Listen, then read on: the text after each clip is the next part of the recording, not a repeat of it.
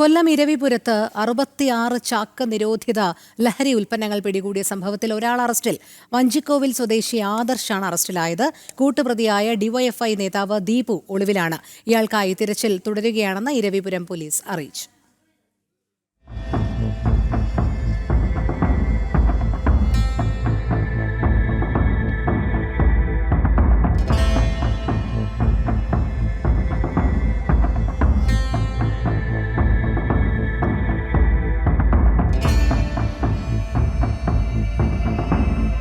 കഴിഞ്ഞ ദിവസം അർദ്ധരാത്രിയോടെയാണ് വൻ നിരോധിത ലഹരി ശേഖരം പിടികൂടിയത്.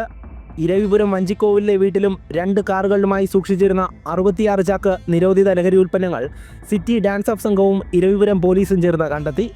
വീട്ടുടമയായ 25-കാരൻ ആദർശിനെ പോലീസ് അറസ്റ്റ് ചെയ്തു. വഞ്ചിക്കോവിൽ സ്വദേശിയും ഡിവൈഎഫ്ഐ നേതാവുമായ ദീപുവാണ് നിരോധിത ലഹരി ഉൽപ്പന്നങ്ങൾ എത്തിച്ചതെന്ന് പോലീസിന്റെ നിഗമനം. ഉൽപ്പന്നങ്ങൾ ആദർശിന്റെ വീട്ടിൽ സൂക്ഷിച്ച് ഏറെ നാളായി വിൽപ്പന നടത്തി വരികയായിരുന്നു. സ്കൂൾ കോളേജ് പരിസരങ്ങൾ കേന്ദ്രീകരിച്ചായിരുന്നു വിൽപ്പന. ദീപു ഒളിവിലാണെന്നും തിരച്ചിൽ തുടരുകയാണെന്നും പോലീസ് അറിയിച്ചു. ദീപുവിനെതിരെ നേരത്തെയും സമാന കേസുകളുണ്ട്.